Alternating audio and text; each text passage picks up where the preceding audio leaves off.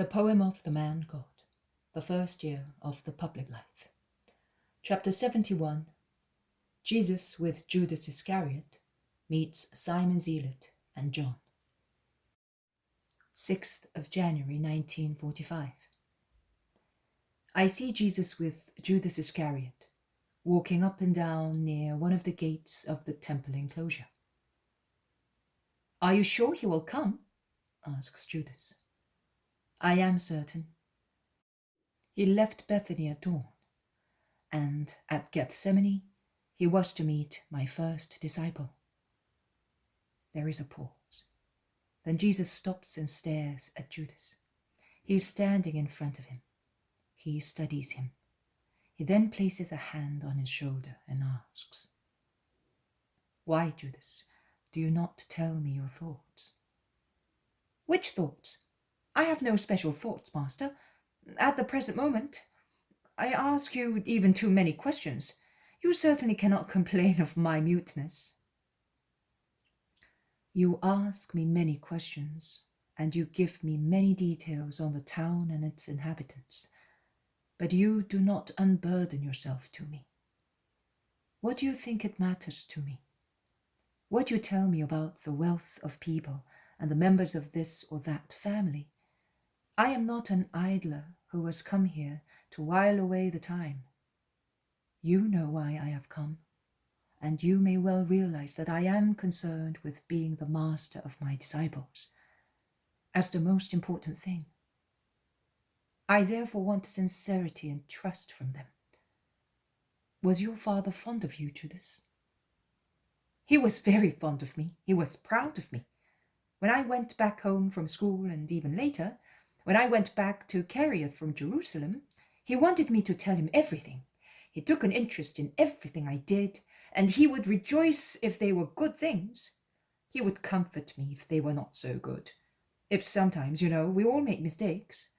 If I had made a mistake and had been blamed for it, he would show me the fairness of the reproach I had received, or the injustice of my action. But he did it so gently. He seemed an older brother. He always ended by saying, 'I am saying this because I want my Judas to be just. I want to be blessed through my son.' My father," Jesus, who had been carefully studying his disciple all the time, truly moved at the evocation of his father, says, "Now, Judas, be sure of what I am going to tell you. Nothing will make your father so happy as your being a faithful disciple. Your father, who brought you up as you said, must have been a just man, and his soul will rejoice where he is awaiting the light, seeing that you are my disciple. But in order to be such, you must say to yourself, 'I have found my lost father, the father who was like an older brother to me. I have found him in my Jesus, and I will tell him everything, as I used to tell my beloved father, over whose death I am still mourning, that I may receive from him guidance, blessings, or a kind reproach. May God grant it, and above all, may you behave so that Jesus will always say to you, 'You are good, I bless you.'" "Oh yes, Jesus! If you love me so much, I will strive to be good, as you want and my father wanted me to be. And my mother will no longer have an aching pain in her heart. She used to say, 'You have no guide now, my son, and you still need one so much.' When she knows that I have you, I will love you as no other man could possibly love you. I will love you so much I do love you. Do not disappoint me." "No, Master, I will not. I was full of conflicts, envy, jealousy, eagerness to excel, sensuality. Everything clashed in me against the voice of my conscience.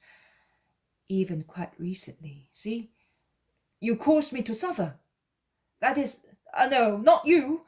It was my wicked nature. I thought I was your first disciple, and now you've just told me that you already have one. You saw him yourself. Do you not remember that at Passover I was in the temple with many Galileans? I thought they were friends. I thought I was the first one to be chosen for such destiny, and that I was therefore the dearest. There are no distinctions in my heart between the first and the last. If the first should err, and the last one were a holy man, then there would be a distinction in the eyes of God. But I will love just the same.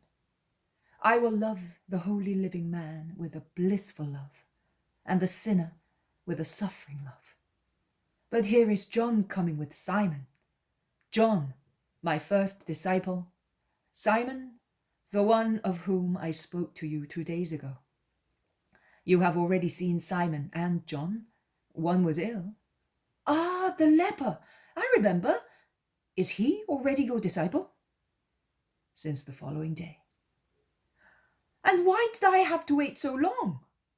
Judas, you are right. Forgive me. John has seen the Master, and he points him out to Simon. They make haste. John and the Master kiss each other. Simon instead throws himself at Jesus' feet and kisses them, exclaiming, Glory to my Saviour.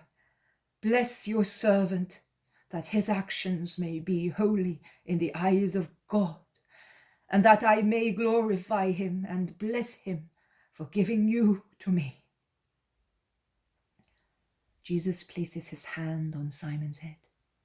Yes, I bless you, to thank you for your work. Get up, Simon.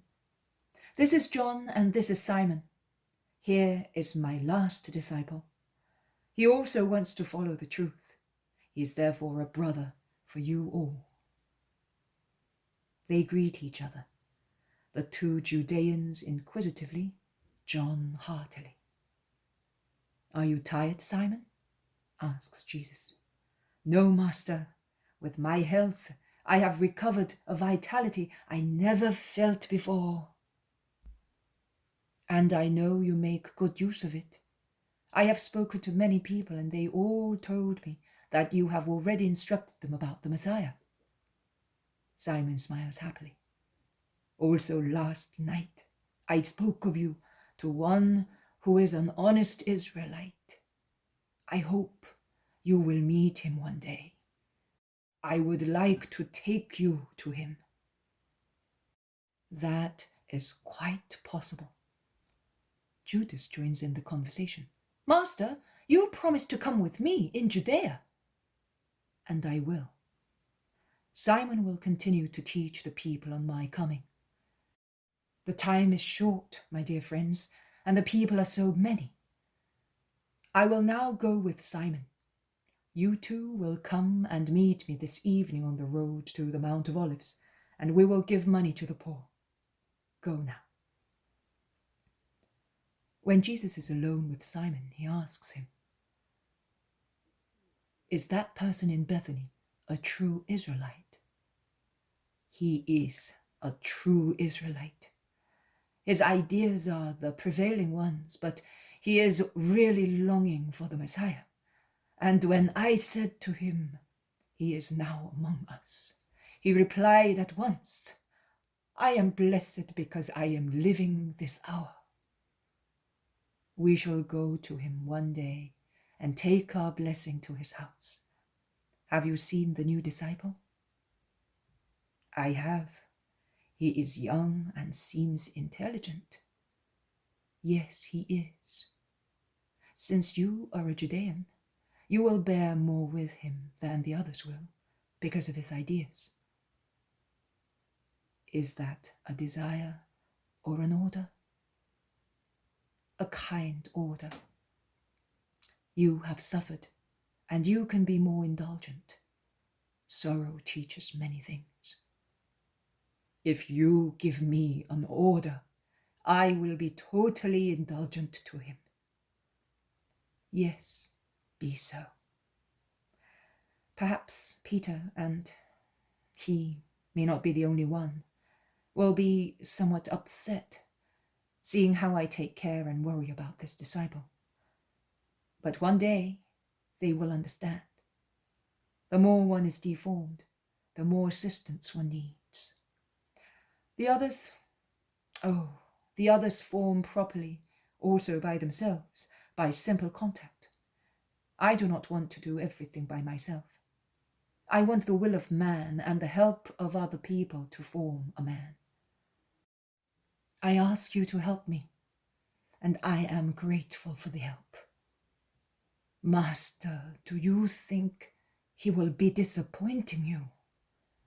No, but he is young and was brought up in Jerusalem. Oh, near you he will amend all the vices of that town, I am sure. I was already old and hardened by bitter hatred, and yet I have changed completely after seeing you. Jesus whispers, so be it. Then in a loud voice, let us go to the temple. I will evangelize the people. And the vision ends.